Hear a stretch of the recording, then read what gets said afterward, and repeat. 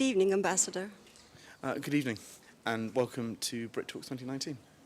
This is our last interview together in your capacity as the British ambassador in Kosovo. Do you have any unfinished work?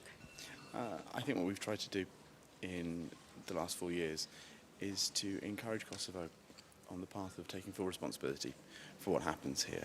And you can see that people are rising to that challenge, but it's an incomplete process. And the moment when everyone in Kosovo feels that they are able but responsible for the changes, that's when Kosovo will really start to move forwards. How free is media freedom? I mean, that's a challenge around the world, in Kosovo as it is elsewhere. Kosovo, I think, is ranked in the middle, around the 70s, in the Media Freedom Index, which is okay, but it could be better. And we've seen unfortunate incidents in the last year of senior politicians slandering and attacking Kosovo media in the Kosovo Serb community. We've seen attacks on Kosovo Albanian journalists. So whilst the situation is clearly better than large parts of the world, we can't be complacent, and it's vital that journalists are given full protection. Is it at least a bit encouraging that there wasn't any killings of journalists in Kosovo, while the 2019 index marks 11 in the world? I mean, it's a terrible number. One is too many. And it's encouraging, but we shouldn't be talking in those terms. It should be an exception. 2018 was the most dangerous year for journalists around the world, and we have to stop that if we want to protect our open democratic societies.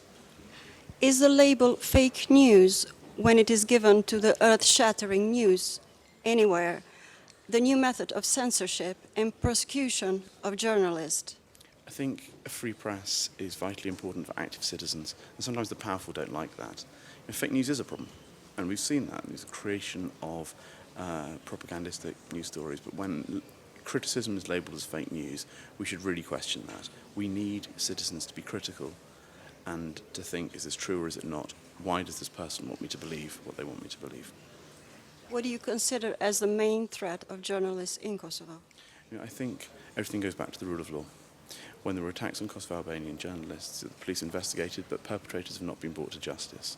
When the rule of law exists for everyone, that will be a very positive step for Kosovo, but until that day, there are going to remain risks. So is this the same time the answer? What can be done more for the prosecution of those who attack journalists? Yeah, more energy, more resources, and political will to make sure that those responsible are held to account. Next month, there will be a major media freedom conference in London. What are you willing to pledge? My pledge is that as a citizen, I will do everything I can to uphold the idea of freedom of speech and protection for those people who exercise it. A strong media has sometimes to challenge the government and the politicians and basically all officials anywhere. Are you comfortable usually answering the most difficult questions? I prefer the most difficult questions. Shall we start? Yes, I think. Thank you so much. Thank you. Have a good evening.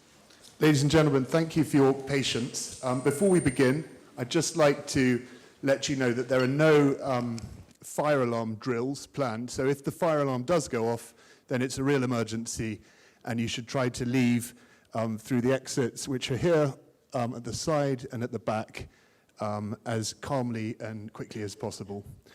The toilets, should you need them, at the back, out through the door behind you.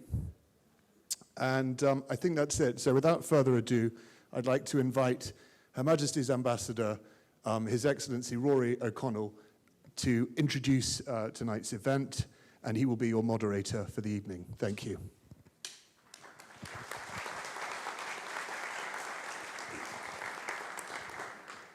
Ladies and gentlemen, welcome to Brit Talks 2019. It's my favourite event of the year, always, because I get to speak English, and for me that should be easier than speaking anything else, although you will be the judge of that in a few minutes' time. This year, the theme of our Brit Talks is to defend media freedom as part of a global UK campaign. 2018 was the most dangerous year for journalists around the world to date. 99 were killed, 348 were imprisoned, 60 held hostage. This is a terrible and terrifying trend.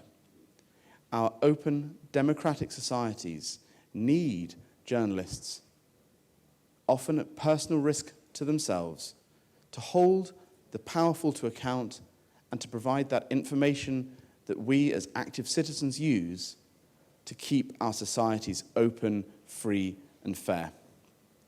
It's clear that in many places the powerful do not want to be held to account. And the easiest and most terrible way to do that is to silence, sometimes forever, those voices speaking out against them. But those voices are deeply important. They are the lifeblood of a democratic society.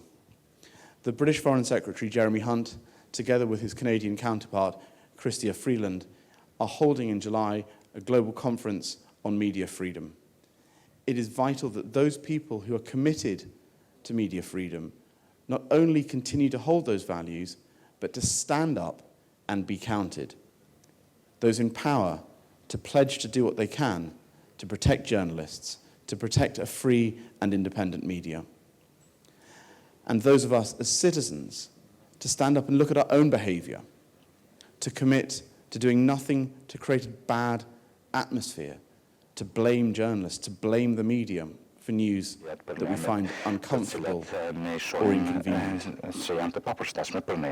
For me and my family, this is a deeply personal issue, because we know what it's like when journalists are attacked and killed for speaking out and trying to report the truth.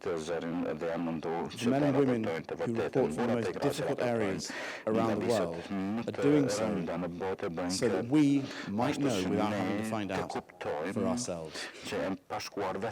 Kosovo sits in the middle of the world against media freedom. In the 70s, I'm not going to remember the exact number, which is neither good nor bad. There are no red lights or sirens flashing here. When I think back to the last 12 months ago, Dummet muaj po I kujtohen kërcënimet kundër gazetarëve kosovar serb nga lider politika, të cilët etiketojnë si tratar, pastaj sulmet fizike ndaj gazetarëve shqiptar të Kosovës, vetëm se po ngrejnë zërin dhe po ekspozojnë korrupsionin.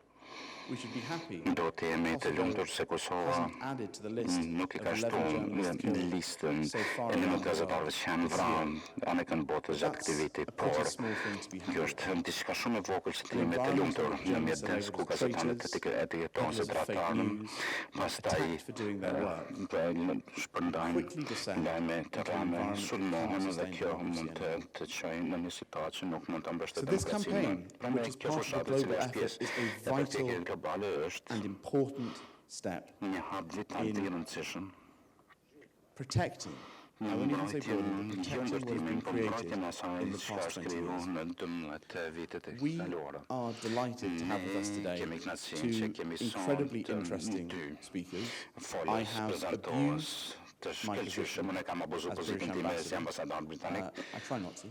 But I decided I want to get people who I find personally interesting. If you don't, I think that would be a bad reflection on your character, because these are two of the most interesting writers, visionary analysts, and fascinating speakers that I could have thought to invite here today. I hope you'll agree too. We have, as is our practice, invited someone from Kosovo and someone from Britain. We want the Brit Talks to be about a genuine exchange between our two great societies. No one has the answer to any of the problems that our societies face. No one has the answer to protecting journalists around the world. That's why it's getting harder. But by exchanging views, by telling and sharing our own truths, we are more likely to find ways of solving these problems together. Right, you hear enough from me, you don't want to hear any more from the British ambassador, and I don't blame you at all. Our first speaker is an extraordinarily experienced Swiss Kosovar journalist, Mr. Enver Robelli. He has worked for a range of newspapers and is now Foreign Affairs editor of, and I'm going to read it out because if I don't, I'll get it wrong. Vetëm ti lexoj Well, se kur ka pronounce it lexuar, wrong, do lexoj gabim. I've lost the piece of paper. Yeah, This the is, moment- always get yourself ready before you step into in front of a camera. This is why you don't let diplomats and civil servants be journalists. Sorry, Enver. Tagesanzeiger, of course, as well as writing for Koha and the online portal Dialogue Plus, which I'm sure many of you here read as avidly as I do. So, Enver, thank you very much for joining us. Over to you.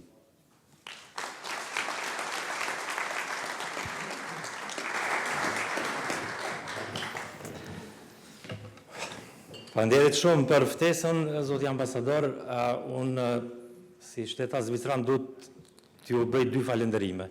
E para për punën dhe angazhimin tuaj në mbrojtjen e gazetarëve, është një punë jashtëzakonisht e vlefshme që e bëni. Në të kaluarën kemi parë ambasador nga shtetet të tjera, të cilët për fat keq nuk na kanë bajt anën, po më shumë i kanë mbështetur politikanët e papërgjegjshëm. Pastaj dua t'ju falenderoj për dy gjëra, të cilat mua personalisht më kanë ndihmuar shumë që të integrohem në Zvicër. E para, ka qenë një britanik i cili me 14 korrekt 1865 është ngjitur në kodrën mitike zvicrane në Matterhorn, të cilin e shehnin në çdo çokoladë zvicrane. Pa britanikët nuk do ta kishim zbuluar turizmin alpin dhe Zvicra nuk do të ishte ajo që është sot. Dhe falendrimi i dytë është që britanikët e kanë zbuluar hekurudhën dhe duke zbuluar hekurudhën pa dashur e kanë zbuluar kombin zvicran. Sepse Zvicra nuk ka fete përbashkët, janë disa kombe të ndryshme dhe këto kombe, këto etni i ka bashkuar hekurudha. Njerëzit kështu janë njohur me njëri tjetrin, nga shekulli 19 tutje dhe kështu është themeluar Zvicra moderne. Ne që jetojmë në dy kultura të ndryshme jemi vazhdimisht të prirur të bëjmë krahasime. Si është këtu, si është atje. Nga njëherë njerëzit këtu na keq kuptojnë, edhe mua më keq kuptojnë se mendojnë që ndoshta po t'inglloj arrogant, që po them ne kështu i bëjmë gjërat në Zvicër, po tani edhe fillon kjo faza e pushimeve verore dhe Kosova vërshohet edhe me një shtresë të caktuar të njerëzve nga Zvicra dhe Gjermania. Por ne vërtet duhet bëjmë krahasime, sepse unë nuk mund ta krahasoj Kosovën me vende ku nuk ka demokraci, me vende ku nuk sundon ligji, me vende ku vriten gazetarët. Ne duhet të punojmë për idealet mëdha dhe nëse vetëm 10% atyre idealeve realizohen, atëherë do duhet të ishim shumë të lumtur. Por si është situata në Kosovë sa i përket një ideje të përbashkët. Për fat keq, po na mungon një ide e përbashkët, po na mungon një vullnet i përbashkët për të tubuar rreth idesë për ta bërë Kosovën shtet funksional, shoqëri funksionale, një vend ku sundon ligji. Për fat keq, nuk kem problem vetëm me politikan, kem problem edhe me struktura të caktuara të gazetarëve, të cilët faktikisht më shumë zhvillojnë betejë kundër kolegëve të tyre se sa që kryejnë profesionin e tyre. Pastaj unë i ndaj pjesë të madhe të gazetarëve në 3 kategori. Është ajo kategoria që shaqë që thonë mund të bëjmë gazetarë se shkojmë punë pa urrë dhe pa kravatë.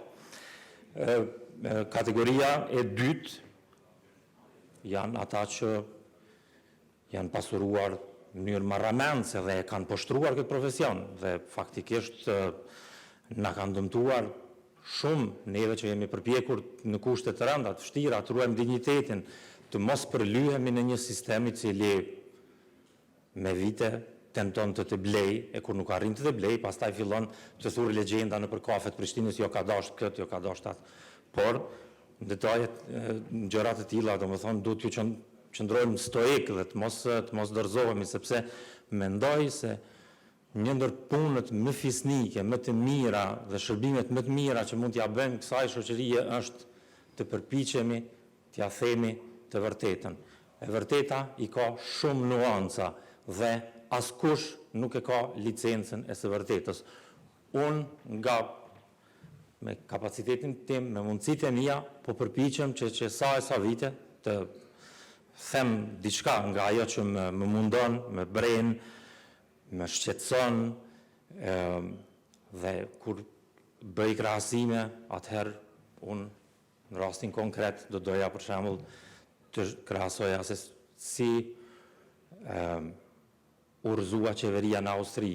Për 18 orë urrëzua nën kryeministri, i cili pasi kishte pirë disa Red Bulla në një ishull spanjoll, një gruaje që nuk e njehte deshi ose i premtoi se do t'ia shes gjysmën e Austrisë, përfshirë dhe mediat.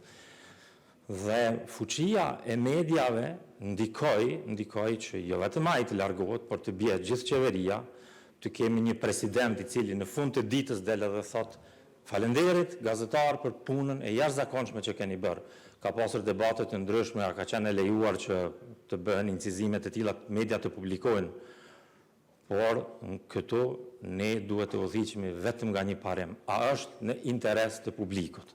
Dhe unë mendoj se është shumë në interes të publikut. Janë mbi 6 orë incizime të politikanëve austriak. Dhe asgjë që është private nuk është publikuar, por çka është publik, çka është në interes publik, është publikuar dhe duhet publikohet. Dhe kështu duhet të veprohet pamëshirshëm edhe këtu, sepse bëhet fjalë për parat tuaja, për kontributet tona, për këtë shoqëri, për të ardhmen tonë, për të mirën tonë të përbashkët. Dhe nëse ky trend vazhdon edhe me tutje, kjo papërgjegjësi, ne do të bartim pasoja shumë të mëdha. Dhe këto pasoja dorën zemër i kemi paguar. Nuk kem liberalizim të vizave. Mund të akuzojmë Unionin Evropian për shumë padrejtësi ndaj Kosovës, por a kemi qenë kaq të zemëruar edhe ndaj politikanëve tanë kur e manipulonin tenderin për pasaporta? Domethënë, nuk besoj që kemi qenë. A kemi qenë të zemëruar kur politikanët tanë vetëm edhe këtu në sheshin Skënderbej nuk kanë hapur gurthys? A kemi qenë kaq të zemëruar dhe a jemi ende të zemëruar që na nuk e dim sa kanë kushtuar projektet më të mëdha infrastrukturore të Kosovës?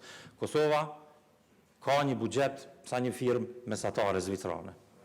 Dhe prej atij buxheti gati gjysma shkon për autostrada pa të dhëna konkrete, pa i parë njerëzit, kontratat, si janë harxuar ato të holla, por ne marrim vesh, për shembull, që kamionët e Zvonko Veselinowicit që bllokojnë urën në Mitrovic, të njëjtit përdorën për të ndërtuar autostradën patriotike. Domethënë, patriotizmi për shtresat e caktuara të politikanëve është vetëm një maskë. Dhe unë mendoj që lufta jonë duhet të fokusohet në këtë drejtim, sepse mendoj se pa gazetarit pavarur nuk ka demokraci, pa demokraci nuk ka liri. Nëse vdes gazetaria, ka për të vdekje dhe shoqëria e hapur.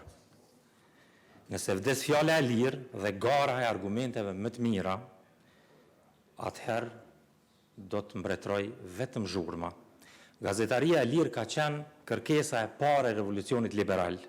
Dhe të parën gjë që e ka ndaluar diktaturat ka qenë pikërisht gazetaria e lirë. Gazetaria është fëmijë i iluminizmit. Detyra e saj është të kritikojë pushtetin. Kush merret me gazetari, ai merr përgjegjësi për publikun. Në demokraci vlen ajo që vlen në çdo sferë të jetës. Njerëzve u duhen informata serioze për të marrë vendime serioze. Nëse s'ka informata serioze, as vendimet nuk do të jenë serioze. Tani, sa janë stabile këto shtylla të gazetarisë në shoqërinë kosovare? Për fat keq nuk janë shumë stabile. Ka shumë mëri e urrejtje mes gazetarëve, secili e kemi nga një dritare në vete, nuk mund ta kalojmë njëri egon ton për të bashkëpunuar me njëri tjetrin. Shumë prej gazetarëve që janë vënë në shërbim të strukturave të caktuara politike apo të krimit të organizuar, po e përsëris harxojnë shumë kohë për të shkatërruar gazetarin, për t'i bërë gazetarët e pavarur të duken sikur ata, dhe ky është një rrezik jashtëzakonisht i madh. Një problem tjetër që unë po e shoh, jo vetëm këtu, po në përgjithësi, është kriza e medjave çdo kund. Kriza e medjave do me thënë që njerëzit po edukohen jashtëzakonisht keq. Dhe po ju pyes edhe juve këtu në sallë, sa prej jush paguani për informacion? Besoj që është pakica ose asnjë. Dhe ky është një problem jashtëzakonisht i madh, nuk është problem vetëm Kosovës, në Britaninë e Madhe, në Gjermani, në Zvicërr, në Shtetet e Bashkuara të Amerikës. Në rastet e tilla, natyrisht që lulëzon industria e lajmeve të rrajshme, e lajmeve të cilat e dezorientojnë shoqërinë, e shndrojnë në një mulli të zhurmës, pa vizion për të ardhmen, dhe pasojat po i shohim. Faktikisht, shumica e gazetarëve edhe këtu jetojnë në këtë fluskën e Prishtinës, e spjegojnë botën me 2-3 shënime në Facebook, mund të kyçen në për kafet Prishtinës në internet, gjithçka është fal, një macchiato e vogël kushton €1, por ne po kem shumë pak informacion se çfarë po ndodh në provincë. Ne dim që ndodh në Mitrovicë vetëm kur të ketë trazira. Ne dim që ka ndodh në Dragash vetëm kur rrshet ndonjë ortek i borës. Ne mësojmë për emrat të fshatrave të Prizrenit vetëm kur shfaqet ndonjë ari. Ne do duhet të dinim më shumë për një mësuese serbe në Kamenit që ka studiuar në Tiranë gjuhë shqipe dhe vjen t'u mësoj shqipen zyrtarëve të komunës së Kamenicës, që është shembull i jashtëzakonshëm. Ne do duhej të kem shumë më tepër këso shembuj nga ato trevat Kosovës që janë sa më larg Prishtinës, sepse edhe atje jetohet, edhe atje njerëzit përpiqen të bëjnë diçka që të ketë shembuj të mirë nga çdo anë e Kosovës, në mënyrë që të rritet shpresa pak në këtë shoqëri, sepse jemi lodhur të gjithë nga ky teatër i tmerrshëm politik, nga kjo papërgjegjësi kolosale, nga gjuha e zbrazët e politikanëve, nga nepotizmi, nga harxhimi i parave që t'ju them të drejtën, unë nga njëherë nuk mund, është për te çdo imagjinate, nuk mund ta kuptosh, domethënë se si njerëzit vinë në të shtetet më të varfra në Evropë dhe njerëzit vinë dhe kalojnë pushime në për hotele që kushton suita deri €25.000. Dhe këtu njerëzit bëjnë plane cili spitali i Shqupit është më i miri, sepse nuk i beson kush as ministrit dhe as mjekut, sepse papërgjegjësia gati 20 vjeçare na ka sjell deri këtu. Kur i dhem zemra njërit nga këtyre politikanëve, mos u bëni merak. Pas dite vjen aeroplani prej Zyriut, e merr dhe e dërgon në Zyrih. Por ku do të shkoni ju nëse keni probleme me zemër? Ku do të shkoni ju? Do të shkoni me siguri në Shqip, atje do të gjeni ndonjë mjek Maqedonas, do të rropateni me javë të tëra në autostradën e re dhe të bukur dhe fantastike, e cila është ndërtuar mbi shtratin e lumit dhe sipas çdo njeriu të interesuar pak për ambientin, më duket paksa e çuditshme, por sidoqoftë këto janë, domethënë, rrethonat. Kur i shohim gjithë këto rrethona, a duhet të dorëzohemi? Unë e kam zhvilluar një betejë shumë të gjatë dhe e kam zhvilluar me vetdije. Kam qenë shumë i vetëdijshëm që apo bëj dhe ka qenë edhe një betim që ja kam dhënë vetit. Nuk i dorëzohem as një politikani dhe as një oferte që mund të me vi dhe që ka ardhur. Kjo natyrisht që do me thënë që të paguën edhe një çmim. të godasin në mënyra të ndryshme, merren me shpifje. Por e kam shumë të qartë, jam shumë në paqe me vetveten dhe kjo më jep shumë guxim që të mbështes edhe mjaft kolegë të ri e të talentuar që janë këtu, të cilët kanë rrezikuar shumë më tepër se unë, të cilët në mbrëmje i kanë dëgjuar njerëzit duke thënë mos dilni natën se nata nuk ka ispat. Më duhet të kujtoj se ndër njerëzit e parë që janë vrarë në këtë vend mas luftës kanë qenë gazetarët. Nuk i ka vrarë shteti të cilin e përzuri NATO nga këtu. I kanë vrarë dreqërit tanë, si që thoshte Ibrahim Rugova në një intervistë në Der Spiegel në prill të vitit 2000. Dhe tash, e 20 vjet, ne duhet të ruhemi nga dreqërit tanë. Mjaft e mbajtëm grushtin të forcuar në gjep. Unë mendoj se duhet rezistencë civile për të ndryshuar këtë vend, sepse ne të gjithë kem pas ëndra të mëdha dhe ato ëndra po na mbesin ëndra nëse vazhdon kështu. Dhe unë nuk dua që këto të mbesin ëndra, dua që të bëhen realitet. Si që kanë bërë realitet suksesin jashtëzakonisht shumë shqiptarë në Perëndim dhe të cilët për çdo ditë na bëjnë krenar në fushën e muzikës, në sport, edhe në matematikë, edhe në kimi, edhe në banka, edhe në biologji, edhe në shumë sferat e tjera. Nuk me që një pjesë të vitit e kaloj këtu, po një pjesën më të madhe e kaloj ose në vende tjera të Ballkanit ose në Zyrich, po flas këtu edhe si njeri edhe i diasporës. Diaspora është më shumë se numër, është më shumë se ent social që i përkrah fshatrat e Kosovës. Por, për të shfrytzuar gjithat potencial të njerëzve, këtu duhet kemi spari politikanë të cilët janë të aftë të ofrojnë njerëzit.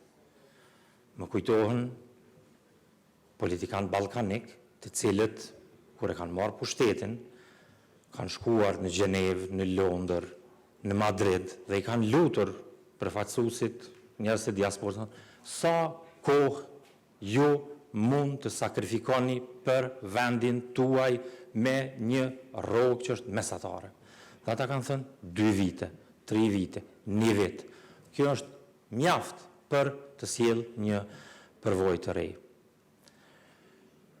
Mendoj se na presin beteja e detyra jashtëzakonisht të mëdha që ta kthejmë atë krenari që e kishim në vitin 99, atëherë kur për Kosovën fliste Jürgen Habermas, fliste Salman Rushdie, vinte Timothy Garton Ash këtu. E plot figura globale të cilat sot nuk kanë ndonjë interes të madh për Kosovën. Për fat keq me fajin tonë, sepse nuk dham shumë shembuj të mirë dhe kjo na solli këtu ku jemi. Por nuk dua ta mbyll me tone pesimiste, sepse unë shpesh dal ngjitem në përkodrat e Zvicrës dhe më bjen në sy që shoh vazhdimisht vetëm kryesisht njerëz të moshuar. Kur udhëtoj me vetur nga përmes Serbisë dhe futem në Kosovë, nga Nishi deri në kufim e Kosovën mund të shihni 10-20 njerëz në rrugë, që të gjithë të moshuar. Dhe kur futeni në Kosovë, e keni përshtypjen që këtu po vlon nga njerëzit. Ky është shansi i madh me gjithë ta njerëz të ri, por këtyre njerëzve duhet të krijohet një perspektivë. Delni, votoni, merrni pjesë në zgjedhje, përkrahni partitë të cilat nuk kanë qenë deri tani në pushtet. Janë disa, nuk është vetëm një apo dy. Përkrahni alternativat e reja politike, sepse po vazhdoj kështu ne edhe 10 vjet do t'i dëgjojmë këta politikanë duke folur për problemet me Serbinë. Vërtet, Kosova i ka disa probleme të hapura me Serbinë, por kjo nuk është kurfar arsjetimi për të neglizhuar punët që na presin këtu. Në këtë betejë detyra e gazetarëve është jashtëzakonisht e rëndësishme dhe unë dhe shumë kolegë të mi besoj që do të vazhdojmë të punojmë. Suksesi kur nuk është i garantuar, por mendoj që shpesh kam pas përjetime dhe këto më kanë detyruar, kanë shtyrë që të mos e braktis gazetarin gjuhën shqipe, ku do ku kam në shkuar, me kanë dalur njerëzit të më kanë thënë mos u dorëzo për shkak se po e thua një pjesë të vërtetës. E vërteta e plot e dini ju vetë dhe në fund të fundit, ky është vendi juaj, ju nuk keni atë dhe rezervë, ky është shteti juaj, si e ndërtoni, ashtu do të ndiheni. Faleminderit për vëmendjen, gjithë të mirat.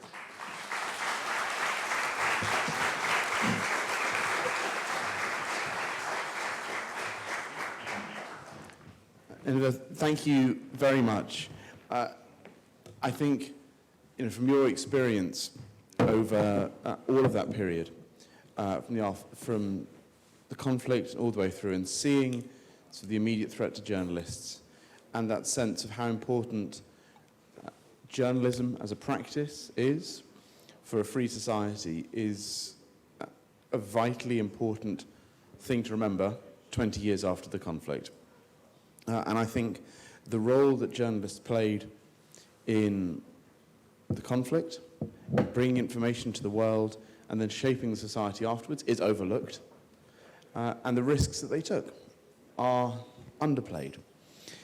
We have 10 minutes for questions from the audience and from our viewers on Facebook. So I'm just going to see if there are any. I think there's a gentleman at the front here, please. We'll take a few questions just very quickly, if we might. Ndoshta kreta e çfarë Enveri foli besoj që mund të marrë një titull kakofoni e mediave, ose gazetari kakofonike. Në fakt, deri vonë pushtetet, po quajmë pushtetin, qoftë pushteti që është qeveritar ose mafioz ose çfarë të qoftë, kanë luftuar mediat duke kërcënuar, kurse në kohën e fundit është paraqitur një dukuri e re. Pushtetet krijojnë media, krijojnë një shumësi mediash, të cilat janë, se thua fake media, merren me probleme të cilat ndihmojnë me mbulu informacionin, jo me dhënë informacionin, po me mbulu. Me mbulu të vërtetën.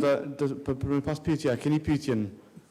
Sepse di që shumë interesant për du me pas Enverin pak kohën me përgjigj. A keni? Pasoja... Desha... Besoj që po të kuptoj... Jo, s'mund të kuptu si se po na pyetën, po... Intensën po kuptoj. Pasoja e medjave të papërgjeshme. Pasoja janë, i kemi parë ditëve të fundit që ndodhi me një person që u prezantuan opinion si hero, me të cilën e sulmonin njerëz të papërgjeshëm, kriminal, hajdut, të cilët sikur e shijonin atmosferë kur njerëzit i incizonin me telefon mobil dhe ato shpërndashin gjithandej. Kaluan 2-3 javë prej se ka ndodhur kjo, dhe në asnjë medium ne ende nuk e dim cili është identiteti i vërtetë i asaj gruaje, ku është ajo, cili është historia e asaj gruaje, nga vjen, mos ishte edhe ndonjë provokatore e nxitur nga grupe të ndryshme për të shkaktuar trazira. Ne, për shembull, trazirat e vitit 2004 ende janë një kapitull i errët, nuk i dim gjitha detajet, cila ka qenë, domethënë, cili ka qenë synimi final i këtyre. Mendoj se kjo që ka ndodhur me këtë gruan, që po thon thojza Rome, se nuk e di, a është Roma apo jo, e turpron jo vetëm gazetarin, turpron gjithë shoqërinë tonë, për fat keq. Siç na kanë turpruar shumë gjëra që kanë ndodhur këtu pas luftës. I think we have a question from our Facebook connection. Yes, we have a question from Leonora in Pristina, and she asks, a ka ma shumë vetë censure apo censure në media në Kosovë? So is there more censorship or self-censorship in the Kosovan media? Nuk të ta kisha generalizuar, po varet për cilat media. Unë mendoj që në mediat e pavarura, këtu mund të flas në radhë të parë, s'kam përvojë me media tjera, edhe bile kam thënë që shpresoj që koaditorët mos mbyllet kurrë, natyrisht, po nëse ndonjëherë ndalet koaditore, unë nuk besoj që shkruajnë për ndonjë medium këtu. Unë nuk kam pas kurrë përvojë të tillë, nuk di, domethënë që njerëzit vetë cenzurojnë, vetë cenzurohen, si të them. Po me siguri, ose në rastet më eklatante është sepse mediat të ndryshme që paguhen nga segmentet pushtetit, natyrisht që i ndjekin vetëm temat që dëmtojnë palën tjetër, por nuk shruhen për si të themi, për parapagusin. Kjo është një problem i madh këtu, natyrisht. All right, next question. I'm looking for people from the crowd. I think there's someone here at the front. My eyesight's not great. Ju falenderit. Kisha dashur shpejt një rekapitulim, një minutë e gjysmë të një përvojë që kom pas vetë si gazetari i ri mas luftës në Kosovë, e mandej edhe pyetja. Për gazetarët e shitur është fjala, të korruptum. Tregimi i Radios Urban FM, këtu shumica e din, fillon me donacione me nërë mas luftës, dhe kishim në rast ku shkum të ARX, që ishin amerikanë, që ndihmonin mediat e lira, dhe personin e fjalë ishte shqiptar, kosovar atëherë, punën të aty me rrugë, na i kërkoj, ta ju jap 500.000 marka, po 250.000 këtheni. Kjo është eksperienca parë. Edhe plus ta gjysën e radios, 50% du ta kemë pronësi. Normalisht ne raportum rastin, erdhen investigues për i Washingtonit, e përjashtun atë nga puna, edhe ai me njerë mas asoj pune, mur punë në një redaksi tjetër. Për 20 vjetë vazhdon është producent aty. Pyetja është me këta gazetar që i njohim, i njeh edhe të shumicën, s'po dua përmendem, a mund presim ditë më të mirë apo çka? Tash kjo është Faleminderit. pyetje të cilën asun nuk kam ndonjë përgjigje kështu me cila do ta kënaqë auditoriumin, po unë mendoj që si apel njerëzit në atë moment kur kthehen nga mediat e ma cilësore, masi nuk mund të themi që të gjithë krejtani, nuk jemi në New York Times, asnjë, edhe mediat e pavarura, këtu i kanë problemet e veta, por sa më shumë që njerëzit kthehen nga mediat e pavarura, po e përsëris atë që e thash, pa informacion cilësor nuk ka vendime cilësore. Informacionet e rrajshme do të ndikojnë që edhe qeveria të marrë vendime të këqija. Pastaj, që të mos ja lëm fajin vetëm gazetarisë, këtu janë zbuluar skandale shumë mëdha, po nuk ka vepruar drejtësia. Nëse në kancelari Austrisë bjen për 8 motor, këta 8 motor qeshin kur zbulohet në skandal, sepse për 8 motorëve shpikin e skandal tjetër, njerëzit fillojnë pastaj hyjnë në këtë dinamikën e mediave sociale dhe vrapojnë prej skandalit në skandal, dhe kjo është diçka që po e mbyt shoqërinë, për fat keq po e mbyt edhe debatin publik, po e helmon çdo përpjekje për të ndryshuar diçka. Por edhe kur po zbulohen skandale, nuk po ka konsekuencë. Thonë, nëse qeveria vendos me ble ndërtesën e një biznismeni për 50 milion euro, të cilën ai ka mujt me ndërtu për 5 milion. Mediat e raportojnë, e ku është drejtësia këtu? Ku është opozita, ku është shoqëria civile, ku janë njerëzit që nuk dalin në rrugë me protestu. Këtu problemet janë të shumandshme, sepse nuk janë të izoluara vetëm te gazetaria, natyrisht gazetaria ka problemet e veta shumë dha. Dhe po e përsëris, derisa publiku, masat janë të interesuara më shumë për titull se sa për përmbajtje. Unë shpesh kam këto përvojë, njerëzit thonë jo, po shkruan gjatë, nuk e lexoj. Titullin mjafton. Falni, po unë nuk mund ta shpjegoj asnjë problem të rreshta. There are some Yes, hands going to the back, there's- so we'll take a couple of questions back there, if that's okay. Përshëndetje. Profesionalizmi, normalisht dhe pavarësia e medjave është shumë e ndërlidhur me financimin, e përmend edhe vetë. Je I njoftuar që në shumë shtete, Maltë, Slovaki, Budapest, Hungari e tjera, po funksionon modeli I abonimit edhe modeli I crowdfunding. Në Ballkan, as ka iniciativë prej medjave, po edhe s'kemi dhona nëse kish funksionuar, po më intereson mendimi yt, sa mendon që një model I tillë kish me funksionu në Kosovë ose në Ballkan. Faleminderit. We'll just take in one more question back there whilst we can. Yeah, I think behind you.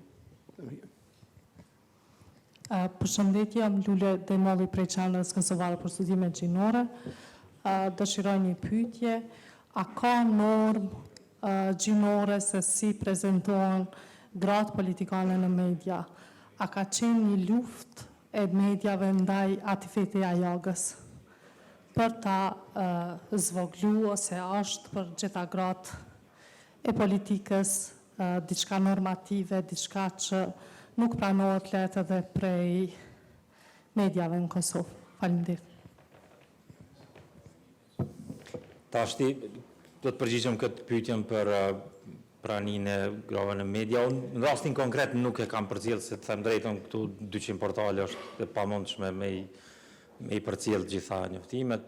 Në përgjithësi mund të them që si këtu në mënyrë më të ashpër, problem më I theksuar në mënyrë më të ashpër, por për fat keq edhe në vendet perëndimore prania e grave në media nuk është në nivelin e dëshirueshëm dhe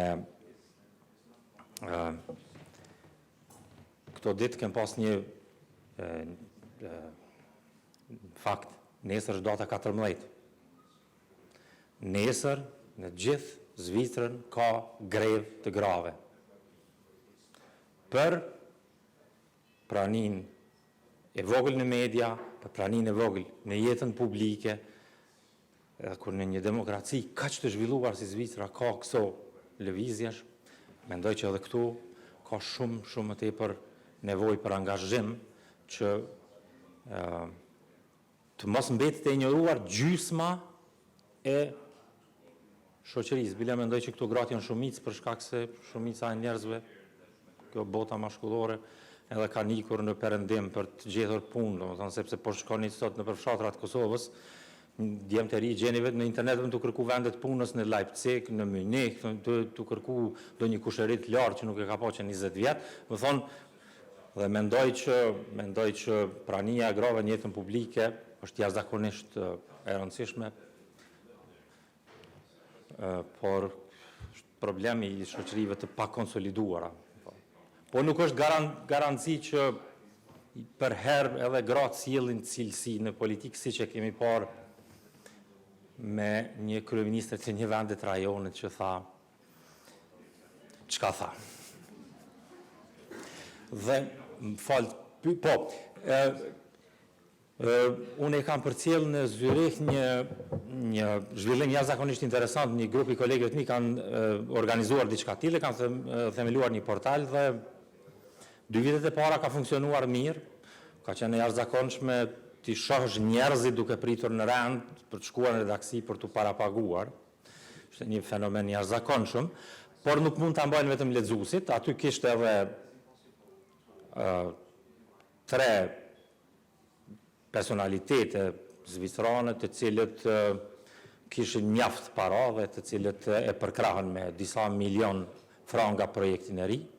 Nuk di si do të mbjetoj, si do të funksionoj, por fillimi është jashtëzakonisht interesant Dhe mendoj se do duhej të bëhej një provë edhe në Ballkan. Sa vërtet janë njerëzit të gatshëm të paguajnë për informacion. Enver, thank you very much. We've already gone quite a lot over time. So in a minute, I'm going to say go and have a comfort break because I know that's very important for people to have 5 minutes fresh air. But I want to say thank you. I found that fascinating. And I often wondered what my pledge would be for defending media freedom. And obviously, I and Liria think about this a lot. It's perhaps shameful of me to say your challenge was how many people in this room pay for information. And I don't. We don't buy newspapers, and I said I'm not subscribing. So I guess my pledge would be that I will. And thereby support independent, free media. So thank you very much for joining us today, and thank you, audience, for your time.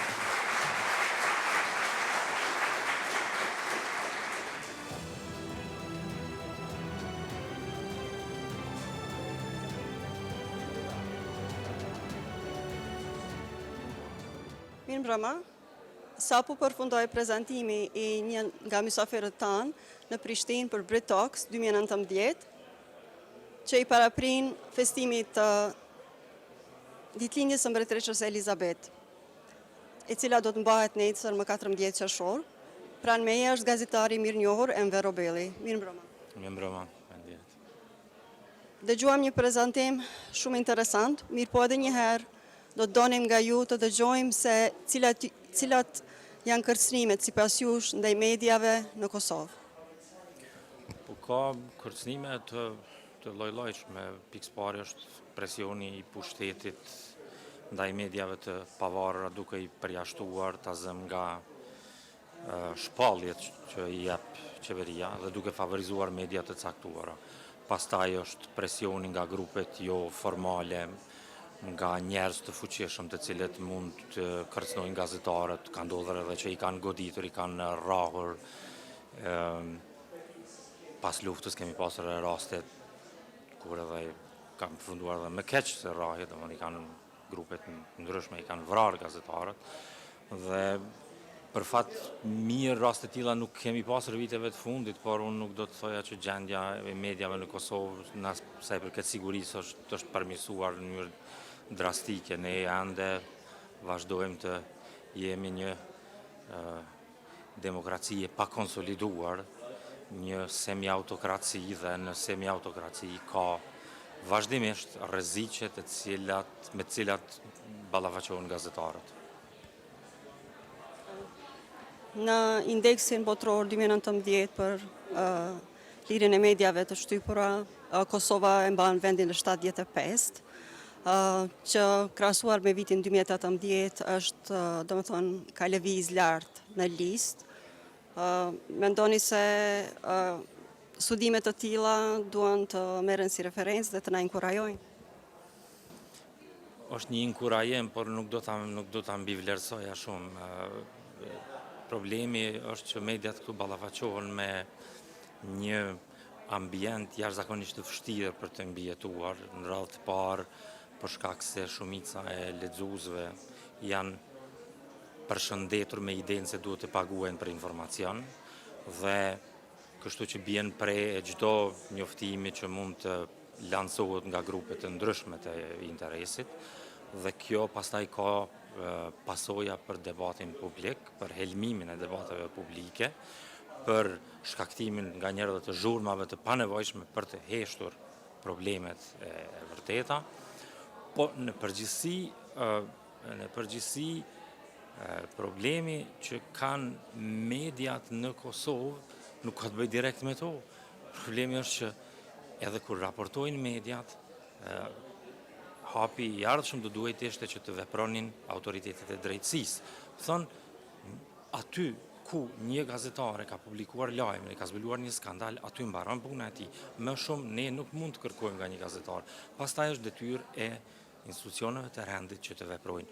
Në të shumtën e rasteve institucionet e rendit nuk veprojnë ose kur veprojnë I prolongojnë rastet, kur janë personalitetet të fuqishme ose personat të fuqishëm pas një periudhe të gjatë të gjykimeve, të anulimit të gjykimeve, njerëzit shpallën të pafajshëm, ka raste kur gjykatësit u kërkojnë falje të dënuar, thonë më falni që sepse kështu po thot ligji, sepse po të pyetësha, unë nuk do të dënoja, dhe do më thonë është një problem i gjerë shoqëror, nuk është vetëm problemi i mediave. Gazetaria e fortë, gazetaria e mirë, i sfidon politikanët, i sfidon qeveritarët. Ju, si gazetar, do të thotë cilat janë disa nga përvojat tuaja ku ju i keni sfiduar me pyetjet më të vështira? Po ka pasur raste të ndryshme, edhe pse unë nuk preferoj shpesh të bëj intervista me politikanë, sepse në të shumta e rasteve nuk thonë diçka substanciale, por ka pasur raste kur jam përpjekur të zhvilloj intervista kontroverse që njerëzit ose politikanët ta ndihen vetën ndoshta pak një situatë të pakëndshme, ose të ndërpresin intervistën dhe pastaj pas 2-3 ore të lajmërohen prapë dhe të thonë që nuk reagova mira, mund të bëjmë sërish intervistën.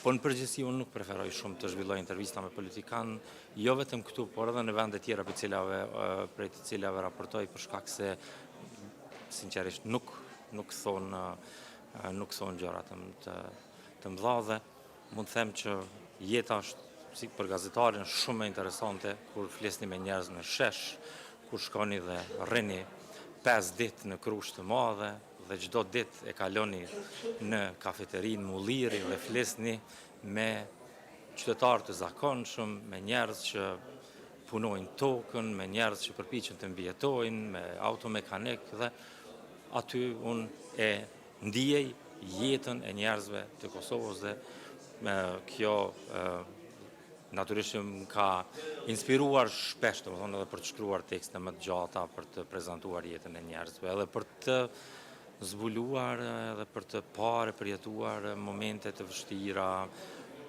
ta zëm të grave, të dhënuara gjatë luftës, të cilat për një moment, pas një heshtje 20 vjeçare, fillojnë të rrëfejnë, të tregojnë të merren në për të cilin kanë kaluar.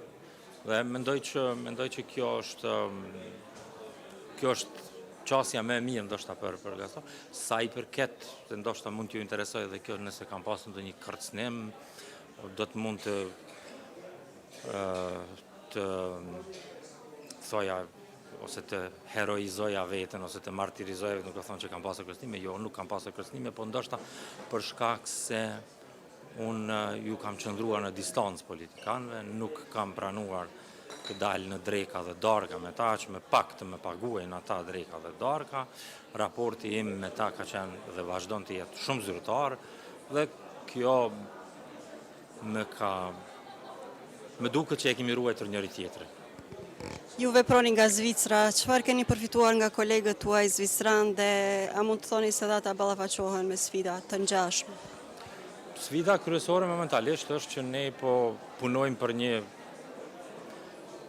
fush mediale e cila po reduktohet gjithnjë më shumë, lexuesit po kalojnë në botën digjitale dhe nuk janë shumë të interesuar të paguajnë për informacion, dhe ky është një problem, domethënë, sepse ka vazhdimisht shkurtime të buxhetit në shumë redaksi.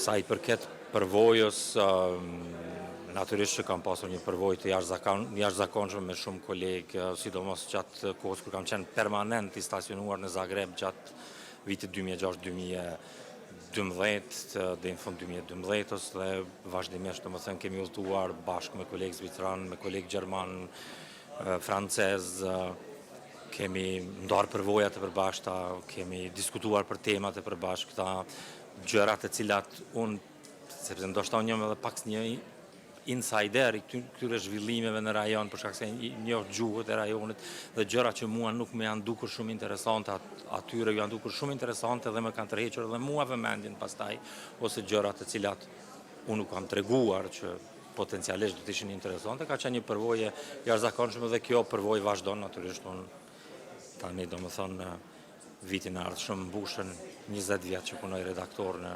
gazetën zvicrane Tages Anzeiger, e cila është gazeta më e madhe politike e Zvicrës, aty mbuloj Evropën Juglindore, Turqinë, gjykata ndërkombëtare dhe organizata tjera ndërkombëtare. Sonte ju datë shumë mesazhe për gazetarët e Kosovës. Në prezantim shpresoj që do ta dëgjojnë shumica, sepse jemi duke transmetuar në Facebook. Edhe kjo do të ishte pyetja ime e fundit. A ju kontaktojnë shumë gazetarët e rinj nga Kosova që të këshillohen ose të paktën të ju thonë se përcjellin punën tuaj dhe e marrin shembull ndonjëherë? Mbaj mjaft kontakte me gazetarë, sidomos të ri që shoh që janë të talentuar, që kanë një qasje pak më ndryshe, që kanë kujdes në shkrimin e teksteve. Mendoj që një problem shumë i madh është që jo pa gazetarë për fat keq kanë njohuri shumë të kufizuara të gjuhës shqipe, dhe kjo nuk e mbyt edhe kreativitetin në të shprehur. I shohim edhe në shumë debate televizive që janë jashtëzakonisht triviale, të them drejtën, që nganjëherë nuk e di, domethënë, apo i shikon njerëz që po flasin në studio apo janë ndonjë restorant duke diskutuar, por kam edhe aq sa kam pasur mundësi, kam përkrahur, kam ndihmuar disa prej tyre të cilët janë kërcënuar ose janë goditur nga grupe të ndryshme, i kam portretuar në mediat gjermane, zvicrane, kam alarmuar, si them, opinionin ndërkombëtar, edhe opinionin ndërkombëtar për problemet me të cilat ballafaqohen. Shpresoj që e vlerësojnë ata, nuk kanë nevojë të jenë mirënjohës, por shpresoj që u kanë ndihmuar që të vazhdojnë punën e tyre të mirë dhe fisnike. Faleminderit shumë. Shpresoj edhe në vazhdim do të kaloni mirë. Faleminderit shumë. Faleminderit. Ladies and gentlemen, welcome back to the second part of Brit Talks 2019. To those in the room and those on Facebook, thank you for following us and sticking with us, and thank you for joining us and being part of an important global campaign. Our next speaker is one of the most experienced, decorated and celebrated war correspondents of his generation. He began reporting for The Times during the war in Bosnia and subsequently covered conflicts in Chechnya, Kosovo, Bosnia, Afghanistan, Sierra Leone, Iraq, Libya, and I suspect other places that are left off the list. He's the winner of 10 major press awards, including an Amnesty International Award in 2012 and the 2014 Bayer Calvados Award. And apart from this, he is the author of 2 critically acclaimed books, My War Gone By, I Miss It So, and Another Bloody Love Letter. And I know for a fact that the first of those books is very dear to people even in this room, one of whom told me that it made him cry when he first read it. Anthony has an extraordinary life story, and it is a great honour to have him with us here tonight. Anthony.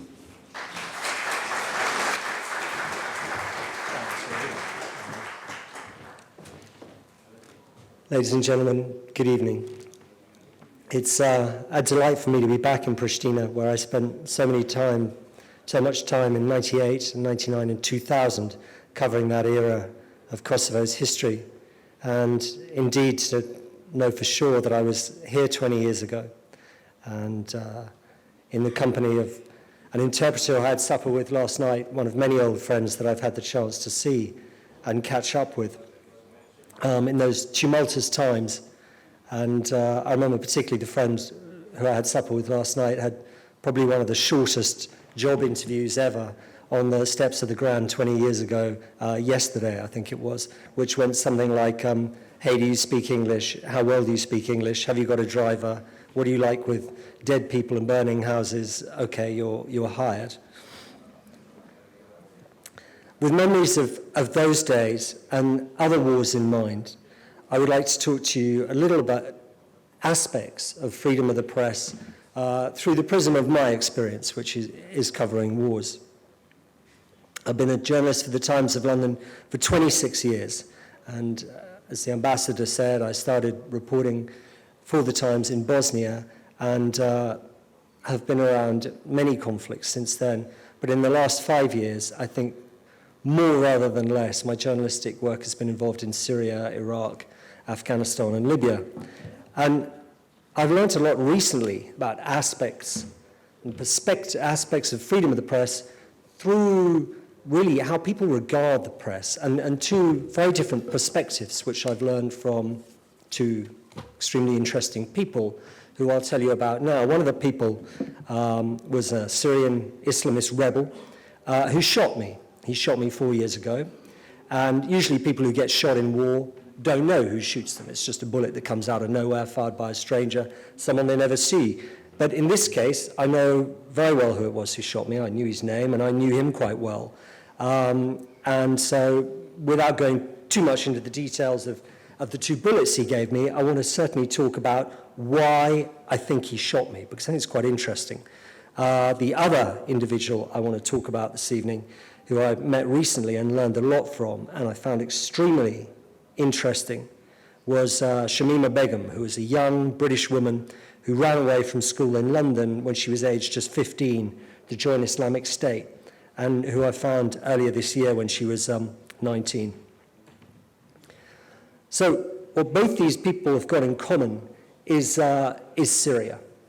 Now, in most wars that I go to, the first thing I'm aware of is how lucky I am as a Western reporter to be in a war compared to the local reporters. Now, one of the main reasons that I feel that fortune is that ultimately I'm probably not going to be in the war for very long, and I'm going to go home to a fairly well-established and secure democracy where the state is not going to come knocking around at my door at night threatening me or my family. That is very much in contrast to the local journalists who I see working in areas of conflict. And I'm very cognizant of that. Syria was rather different because the threat was extreme for everybody, not just local journalists who suffered egregiously, but also for Westerners who were interpreted in a particular way by every side and were seen as a particularly desirable focus to target.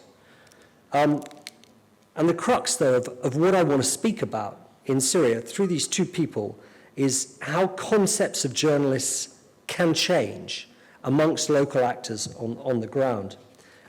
So first up, let's start with the guy who shot me. Marita, can you put the first photograph up, please? The photograph of the room. Okay, can we turn the lighting down there just a little bit so we can see the photograph better? Okay, now this doesn't look like a room much where someone's about to get shot, but just to take you through the right to left, on the far right we have a friend of mine who's a photographer for the Times called Jack Hill. Then there's me looking slightly dreamy in the middle. And the interesting guy on the left is called Hakim. He went by several other names, but basically his name is Hakim. He's a rebel commander in his sort of mid to late 20s, and with two of his children. And keep that photograph up for a minute. This was taken in May 2014. Hakim's the guy who ends up shooting me. Now, just let me tell you a bit about him, because he's quite an interesting guy. So, very typical of the kind of commander that you end up working with as a journalist in war. He's low, mid-level commander, cunning enough to know how to stay alive, smart enough to command a small group of people, maybe 20, 25 people. An Islamist, but not Islamic State. His family was divided absolutely typically along lines similar to that of many Syrian families. They all fight against Assad. One of his brothers, who was later killed, was a member of Jabhat al-Nusra, al-Qaeda group, and he had another elder brother who later joined Islamic State. Now, sometimes Hakim's group would fight against Islamic State, and sometimes not. Sometimes there'd be an uneasy truce. Now, how did he regard us? I mean, I met him many, many times in many different assignments from 2012 on.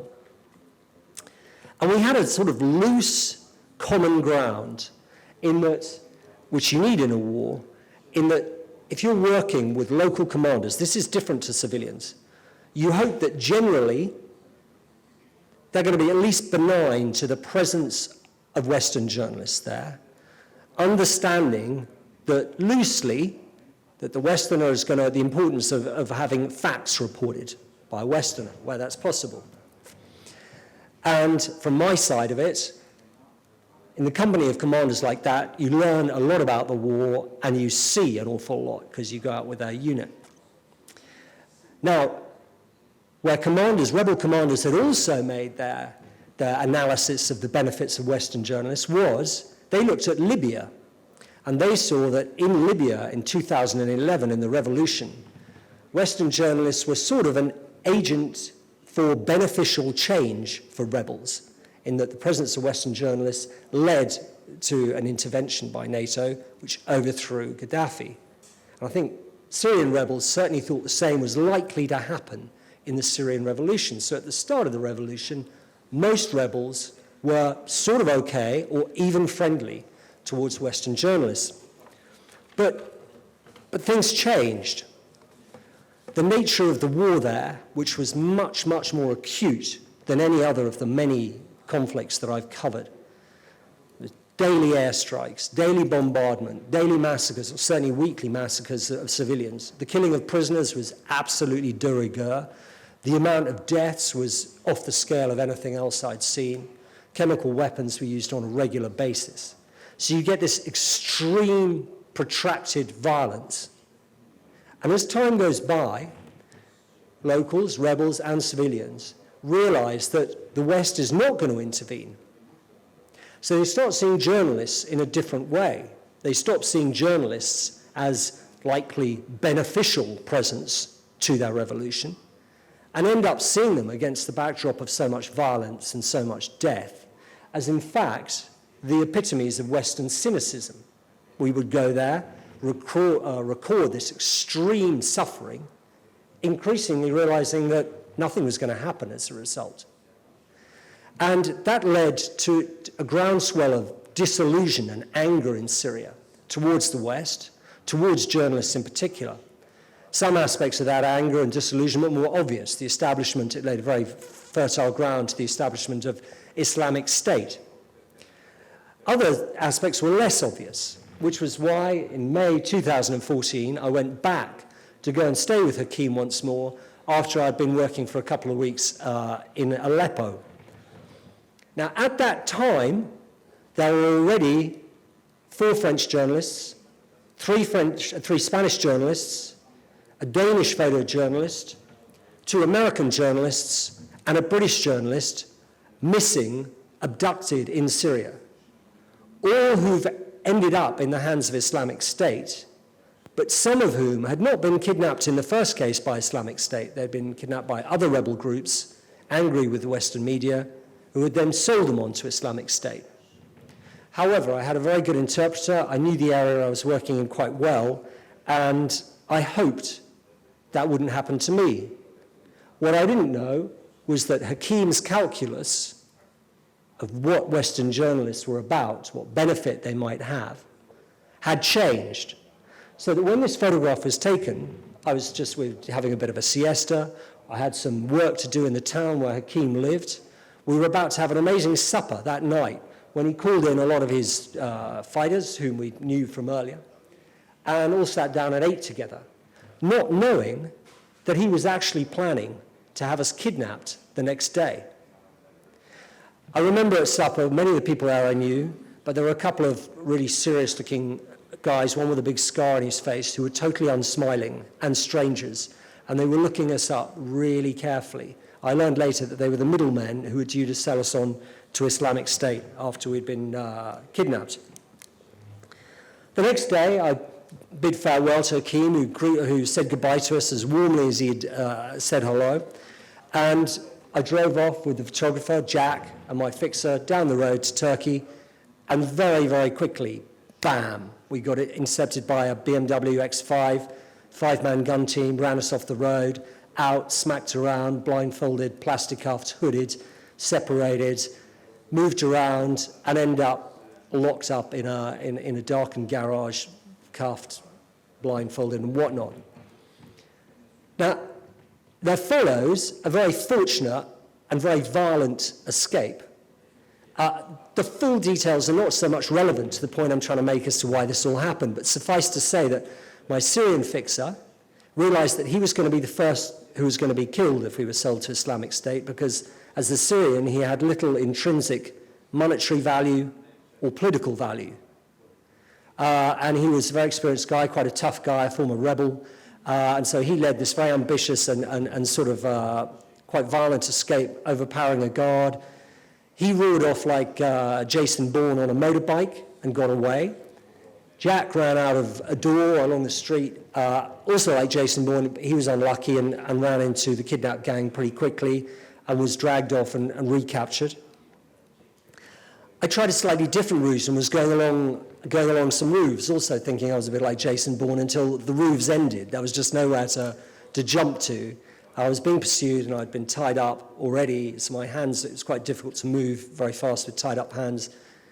And people started shooting me with Kalashnikovs, and then they got me, they beat me. I was dragged out to the street in front of a crowd where that guy, who the previous night had been our host, walked up to me. I was led to him with my hands bound. I couldn't see very well by that point because of the beating, and he shot me twice. And I was dragged off and beaten for a protracted period. Now, just as one man's perspective, or a group perspective, had sort of seen me kidnapped, so someone else's perspective of what journalists were about saw me freed. There was another, bigger, badder-ass gang in that town who were in the middle of an arms deal with the Americans for some tow missiles to fight against Assad. And when they learned through all the hullabaloo, Westerners running around the streets getting chased and shot at and shot and all the rest of it, and realized that Westerners were being taken hostage in their zone, they realized that might have negative consequences on their arms deal with the Americans for tow missiles. So this bigger, badder gang came up to where I was being held and got hold of me and said, right, we're in charge of you now, we've got you, and we don't want you, so we're going to leave you at the Turkish border. They drove me off and left me in a bit of a mess, but free at the Turkish border. Now, the conclusion from that is that journalists are seen in a war as some sort of value to people. And the relationship you have as a journalist with armed groups is always stressed, and it's always changing. As a journalist, you're there as best you can to report fact. The armed groups you work alongside or work with, and I'd include the British Army with that, might have an understanding of the benefit of reporting on fact, but they'll also be weighing up that they want to win a war or advantage a situation, and they will compromise very quickly their hopes for the reporting of fact as they need to. The postscript of the story with Hakim came 4 months later when the hostages who had ended up in the hands of Islamic State, the French, the Spanish, and the Dane, their governments all secured their release. The Americans and the British had no coherent means to try and secure their hostages released, and all their hostages were beheaded, with the exception of one British journalist, John Cantley, who's still missing. That wasn't the final conclusion, though. The final conclusion came a couple of years later with Hakim, when one of his enemies, he has many enemies, and they're all my friends, sent me a video, recent video of Hakim. He'd changed his name, changed his guise. He'd gone through a weird and inefficient, I guess, vetting procedure in southern Turkey that the British and American intelligence officers had involvement with.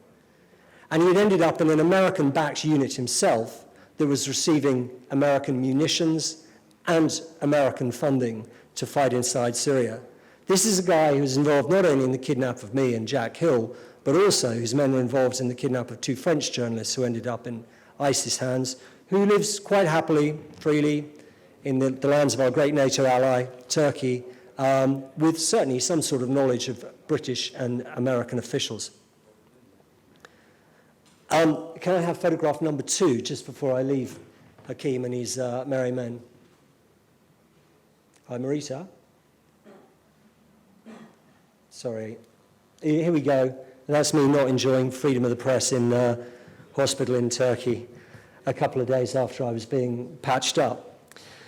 But I'm going to leave that sorry tale and move on to a different aspect of people's perspective of journalists. This time, through a very interesting young woman, also I met in Syria.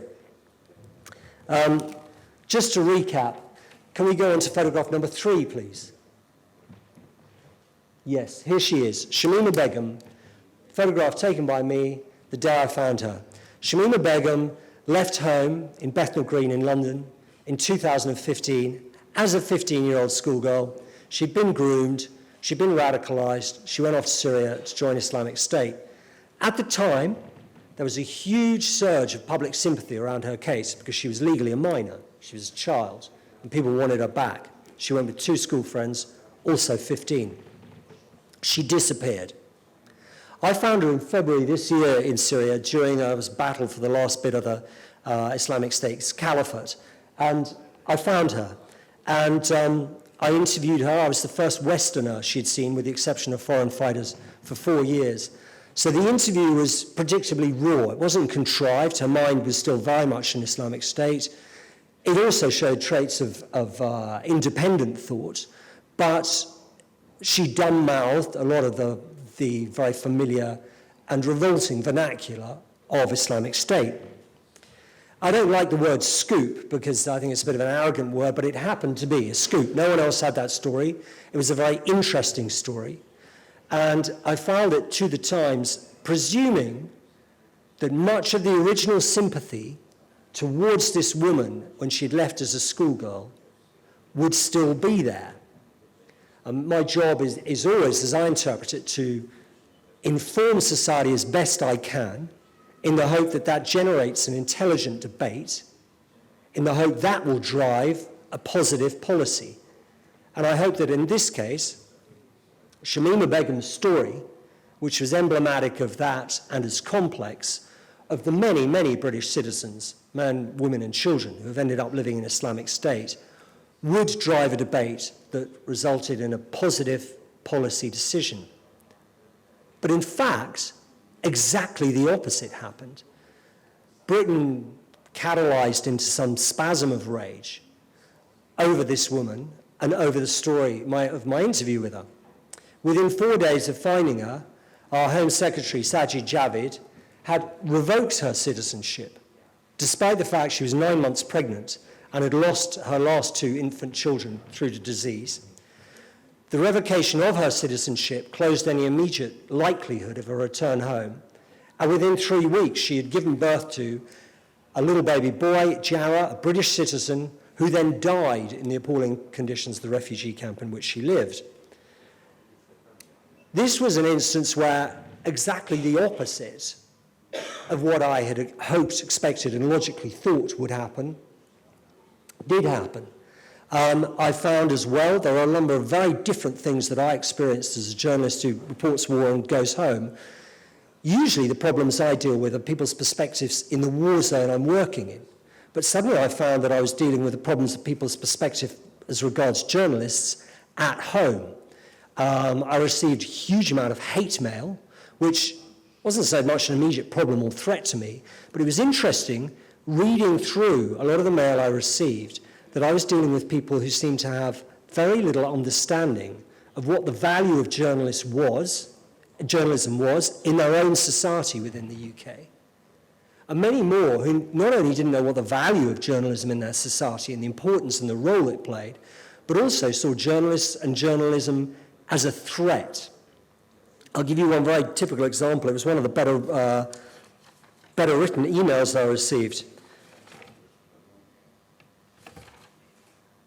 Let me just find it.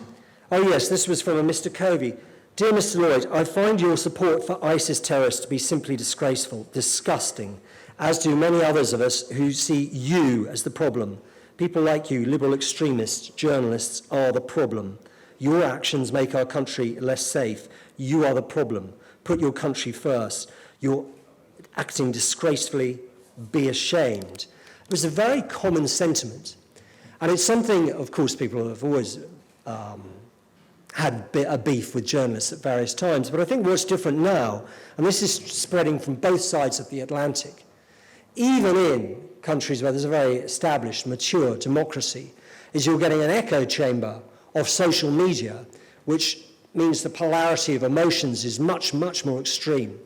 You're having politicians and institutions using and abusing fake news, both literally as the propagation of lies, but also as a way to discredit journalists. And so a calm, informed debate on the back of journalism becomes more and more difficult. There was no happy ending in this story. She remains in a Syrian camp.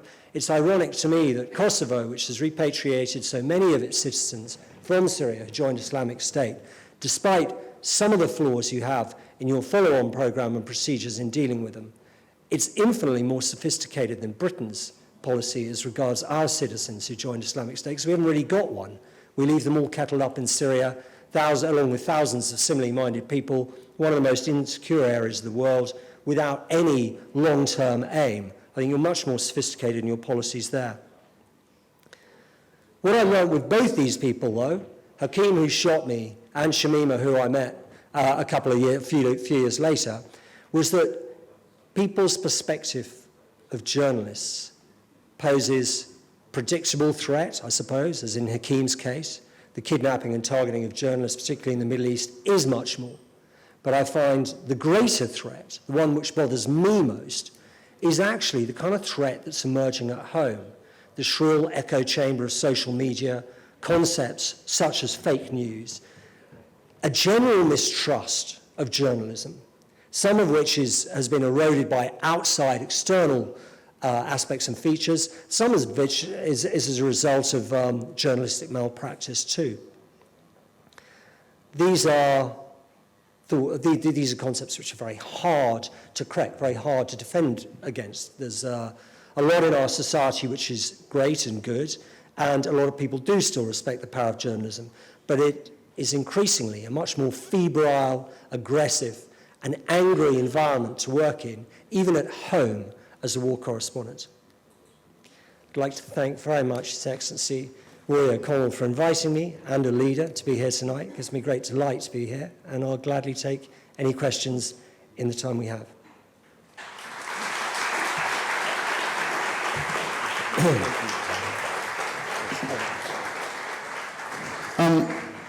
Anthony, thank you. That was a stark laying out of the threats, a challenge to our own complacency, and a talk that provokes in an important way.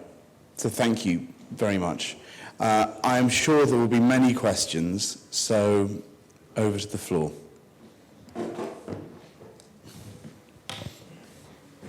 Hi, I'm Liria. My question for you is more of a personal question. From your experiences, was there any moment that you regretted your decision for becoming a journalist? And if not, what inspired you to continue your profession? Thanks. A lovely question. Sorry, where are you? So I can, right at the back. No, there's been no moment that I regretted being a journalist at all. And in fact, I did, although I wasn't very happy when I was obviously shot and beaten up and all the rest of it, in hindsight, I think it's quite ironic. I spend my life speaking to people who are shot and beaten up, and then I got a bit of chance to experience it firsthand. And so it gives me a bit more rapport with people I interview. And I mean, I didn't want it to happen, but it was an education.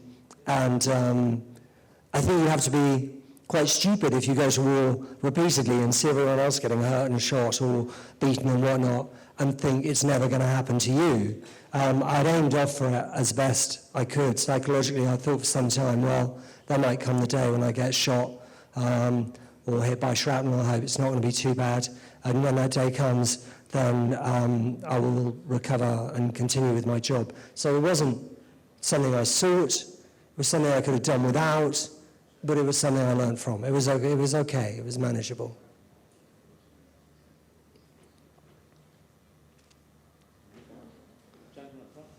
Okay.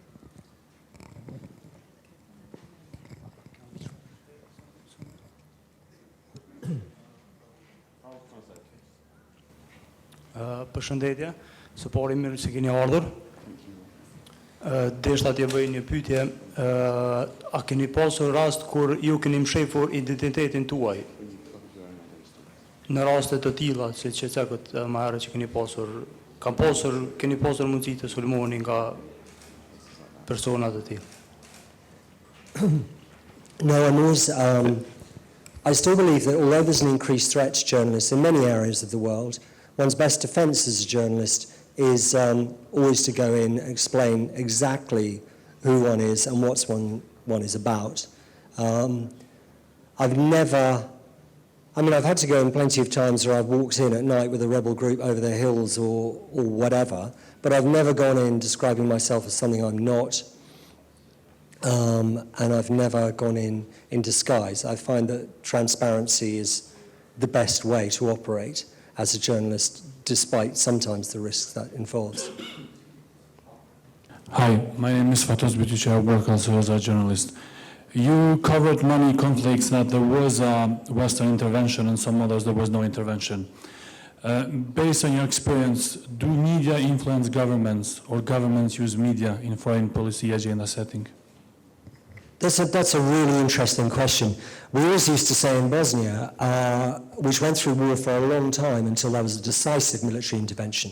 I mean, for sure, the UN had sort of intervened at the beginning of the war with the supply of humanitarian aid, but it wasn't until right at the end that there was a decisive NATO intervention.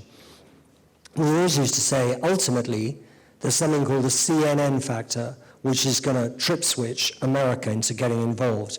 And by that, we meant that there will be a point when the American public, who seem to be the driver there, will become sickened by images of suffering in Bosnia, and that will trigger policy. Now, I still believe that my role is, as I described, to inform society in the hope that it generates debate and drives policy. But as time's gone by, I mean, I've seen a lot of instances where if governments are really determined not to get involved, as was the case in Syria, then they will not, despite the fact that their societies might be exposed daily to images of extreme suffering. I mean, we all know what's gone on in Syria. We all know how many people, it's over 500,000 people killed in Syria since 2011. The country's never going to be put back together again. No one doubts the suffering there, and yet there's been a very conscious decision not to intervene. Sometimes journalists influence their societies to influence their governments, and sometimes it's the other way around. There's not a consistency to it. It's a relationship rather than a rule. I think we have some questions from Facebook. Yes, we do. So we have a question from someone calling himself Skenderbeo. He says, with all the fake news, how do you see the future of journalism? Well, for a start, I think that it's very important at school that kids start being taught how they should go about interpreting news and how they should go about interpreting facts. And I'm sure already that's happening in some schools in the UK. I think it'll happen in more, so that we learn better how to understand what is fact and what is fake. I think as well, people do and will and have to increasingly recognize that to trust good information, you should be prepared to pay for it. And I feel quite unequivocal there. I mean, the Times are behind a paywall. They took a lot of criticism for being behind a paywall. I'm telling you, paywalls work. Paywalls are the way ahead. Paywalls fund good journalism. And paywalls cut out a lot of opportunity for people to indulge in fake news because people don't want to buy a fake model. They want something the real thing. So I think the way ahead is going to be paywalls. It is going to be paying for information. It's not ideal, but it cuts out a lot of the damage caused by fake news, a lot of the opportunity for fake news. We've got questions at the back over here. My name is Besa Luja, civil society activist. Thank you very much, Mr. Lloyd, for an inspiring story, but it got me worried because when you say that in UK, when we know that is a consolidated and very well democratic country, and we see the risk that they see journalists as a problem, then what is the choice for journalists? What are they going to do? Are they going to be, killed, arrested, extradited, or what? How is the journalist then group trying to defend themselves in this situation when they see you and others as a problem? Again, that's a great question. First of all, I mean, I don't think the UK should be in any way complacent about this, and it's great that our Foreign Secretary is driving the message of freedom of the press, but in the 2019 rankings of countries, 180 countries for world press freedom, and they were ranked according to threat to journalists, cyber harassment, intimidation, and all the rest of it. The UK was, I think, 40th. So, I mean, we're well above Turkey, coming in at 157. But in terms of our own ranking for free press, we've got a lot of problems. Whether that's government moves to restrict the encryption of apps like WhatsApp, whether it's the requirement of some of our political correspondents to have bodyguards when they go to political conferences because the tone of debate around Brexit has become so violent and hostile, whether it's social media allowing such cyber harassment of journalists. We've got a lot to learn, whether it's our own policy towards how we deal with our hostages who are journalists abroad, or particularly my own shtick is how the UK manages to tolerate an opaqueness of PR companies and consultancies that are based in Britain, laundering the reputation of clients abroad without having to declare who those clients are or what the sums of money involved are. I think all those things have got to be very seriously addressed by the UK. Now, overall, I'm confident that we have a very old, established press. Our society remains a sophisticated society, but I can't say we don't have serious problems at the moment. We've got all sorts of serious problems in the UK. We're not at the peak moment of our common sense and civilization. I don't know what the end result will look like. I remain optimistic, but we've got as much to learn about freedom of the press as many other smaller countries with less developed democracies. A few more minutes for questions. Gentleman in the center, please. Hello, and I have a question regarding the media coverage. Do you think that the media coverage is in proportion with what people really want to know? I mean, there are quite some headlines which are not really that interesting, but still they take the attention away from the important things that are happening. Headlines are always difficult. I mean, luckily I don't write the headlines, and sometimes I look at a headline and think, that's really smart, it's going to attract readers in and gives a sense of the story too. And sometimes I look at a headline and think that that was just a sort of window garnishing designed to bring people in, which doesn't really match with the detail or with the length of a story. It's a difficult thing to get right in journalism. By and large, speaking from the UK side of things, I think, you see some rubbish headlines, you see some good headlines. You've also got to respect the fact that certainly in Britain, as well as serious news, we like some frivolity, we like some humour. It's an imperfect relationship. The headline writers often get it wrong, they often get it right. By and large, I think it's all right. Hello. I'm a journalist student, and my question for you is, what is the media's role in public opinion from your perspective? As I touched on earlier, I mean, I think it's a two-way relationship. The media does influence public opinion, but it doesn't not the only thing which influences public opinion. I mean, our political leadership influences public opinion. The public have their own opinions as well. We're in the middle of our Brexit crisis. Well, our media was quite divided in the way it suggested what people should and shouldn't do ahead of the referendum, but at the end of the day, people made up their own minds. So, of course, the media has a role. It's a role I've described and one I believe in to generate debate in a democracy and drive policy. There are other drivers out there too. Good evening, Mr. Lloyd. Thank you for being with us tonight and for sharing these very interesting and dramatic stories, actually, that you've gone through. And my name is Liria. I'm a journalist in Kosovo. So my question is related to your career. So you decided to become a war correspondent. And actually, this is ranked one of the most dangerous jobs that one can do. What dragged you to decide to become a war correspondent, and how does it feel when you bring out the truth about all those massive crimes that are happening out there, and actually the responsible, let's say, the international community, not doing anything about it, because you have covered the war in Syria, you have covered the war in Bosnia and in Kosovo as well. So basically, in many of these cases, not that the international community took their responsibility. You already mentioned some of the things, how media and government somehow influence each other, but how does it feel for a journalist who is in a war zone, putting their life in danger with one single reason to bring out the truth, and actually that continues to happen? So how does it make you feel? I find that's quite easy to answer. The first bit, I was always curious with war. A lot of men in my family, my dad, my grandfathers have been in wars themselves. I was always curious to see what it was like.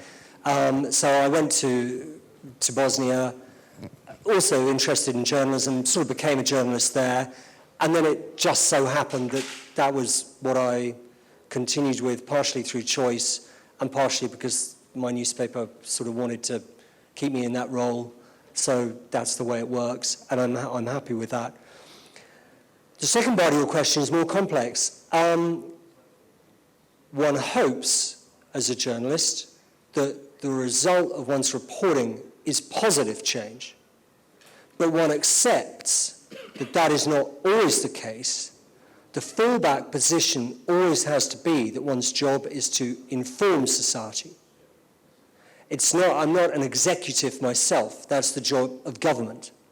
So if government, as in the case of Syria, where President Obama, really made the key choice, having laid down his metaphorical red line, whereby if Assad used chemical weapons, he would face punitive action, overwhelming or decisive, it was implied, from the US.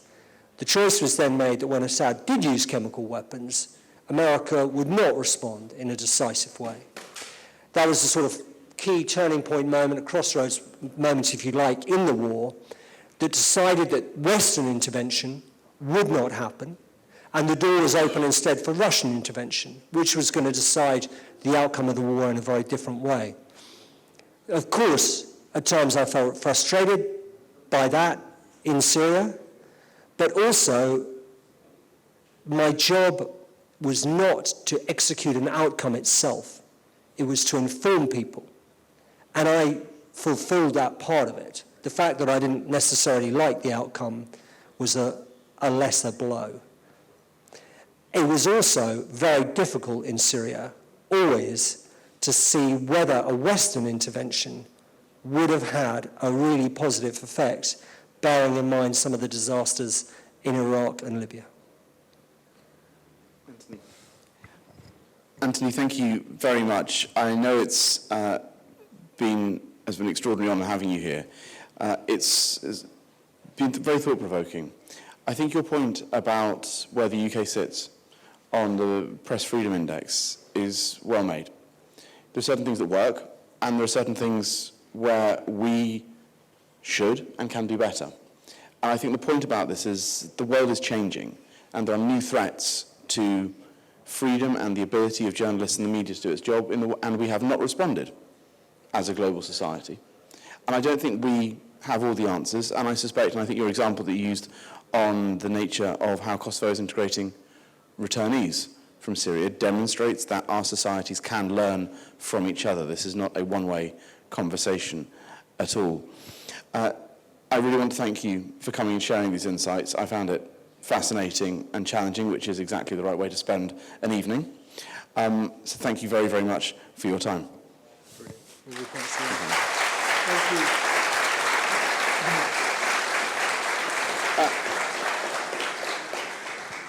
Ladies and gentlemen, I just want to thank you very, very quickly a few people. First of all, our sponsors for the Queen's Birthday Party and Brit Talks 2019, amongst them our diamond sponsors, Shell, Altrade, Elkos and Mineco. I want to thank our speakers tonight, Anthony Lloyd and Enver Robelli, who have challenged all of us. I want to thank my team in the embassy for putting this event together. But most of all, I want to thank everyone who has given up their time to attend this event in person or to follow on Facebook. We have heard some of the existential threats to a free media and how those are existential threats, not just to the journalists carrying out their job, but to our own societies. So I urge you all to make your own pledges on how to defend media freedom. Get online, use the hashtag Defend Media Freedom, make your own pledges, take action, whether it's buying information or something else. Each and every one of us can do that.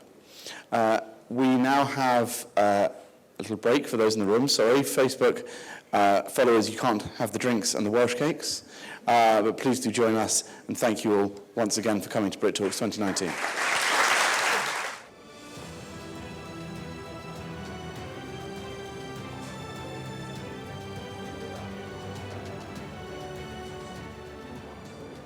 Good evening. We have just heard a very dynamic and interesting presentation you had in Brit Talks in Pristina. However, now we will do a short interview for our Facebook Live viewers, and I hope they will be able to hear again the main highlights. My first question is, what do you consider as the most threatening for media freedom in the world and also in Kosovo? I think generally in the world, the undermining of the concept of truth and the importance of fact within democratic societies, the way that's being attacked over the past decade, but particularly now on both sides of the Atlantic, the growing mistrust of the media as it's being undermined not only by governments, by institutions, but also by some elements within social media. That's not a total undermining. I'm sure the media has many of its own residual strengths within democracies, but there is an essential battle over how important truth is in societies, and that's a real threat to the media. A World Freedom of Press Index shows that in 2019, UK ranks 33. Last year, in 2018, it ranked 40. About 10 years ago, it was ranked 20. Does this tell anything to you, or these kind of studies should not be like something we should look into? Oh, sure, we should look into them, and I think, in fact, the UK was 40th this year. I think it was at its worst this year, in 2019. I may be wrong. Yes, I think it shows that the UK is the position where it advises other countries on values to do with press freedoms, and it also has quite a lot of issues to clear up itself. There are a number of issues in the UK to do with cyber harassment, government legislation restricting the security of some apps, the encryption possibilities of some apps,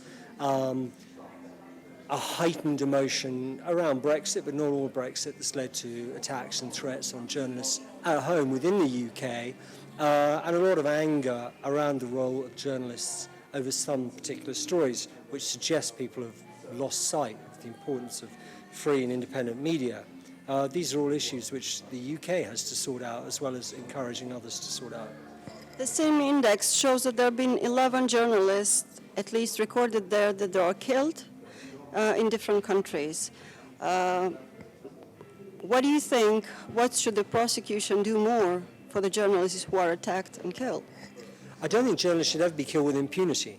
Journalists covering wars, it's inevitable that from time to time some are killed. But where journalists are killed as a deliberate targeting of journalists, it should never be something that can be done with impunity.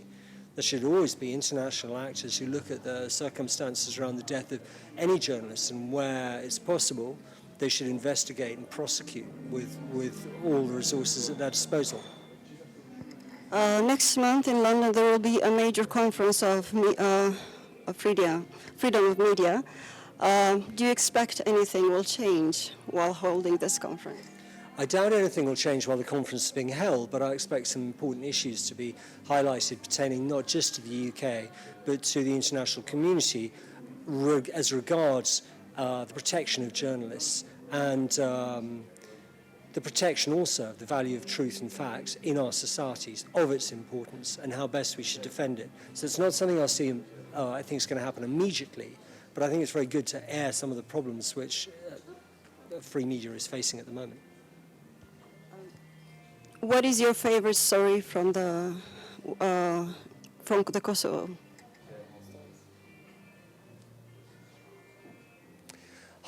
Well, I tell you what, I can't think of an immediate story which springs to mind, but it's very nice to be back here 20 years ago, 20 years on from being back here at the time when a very positive intervention occurred in Kosovo's history, and see so many friends from that time that are still with me now, accepting that Kosovo has faced many problems since which haven't been resolved and need to be resolved. But I feel a great connection with the place coming back after so long and having spent a great part of 2 years of my life here all those years ago. If I'm correct, in 1999 you published a book called My War Gone By, I Miss It So. A very interesting title.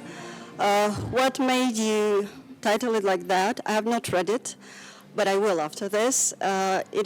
I've read that it's a deep psychological book, and I've also read articles which were announcing that there will be a movie by this book, and in which the actor was supposed to be Tom Hardy, but I am not sure if that is a project that is going on or it was just an idea. So I had the idea, I wrote the book after the Bosnian War, and it was a period where not a lot was going on in my life, and I reflected on some of the odd nostalgia. You can get a sense of meaning during a war, and so that was how the phrase "my war gone by, I miss it so" referred to a sort of missing for a past dreadful event, and so the title was a play on words that I had. As for the movie, yeah, Tom Hardy did say that he wanted to make a movie version of my book. Let's see, he said that a year and a half ago. It's still being discussed. We'll see whether it happens or not. It created a lot of surprise in the office when I found this article, and we were very excited. Do you plan to come back with another book or a biography which shows another different worlds that you have created since then? No, I'm not going to write another. There's not going to be a third sort of autobiographical book, that's for sure. I want to write a novel. I've got a couple of good ideas. But I won't be writing another autobiographical book. I'm pleased I wrote My War Gone By. I think I was 29 when I wrote it, and I wrote another bloody love letter probably about 10 years later, but that was the last of it. I think one gets more private as one gets older. Thank you so much. We hope that you will get to write a good novel. I will not dare to ask you, will it be more about love or war? Oh, both. You can't have one without the other. Thank you so much. Have a good evening. Thanks so much.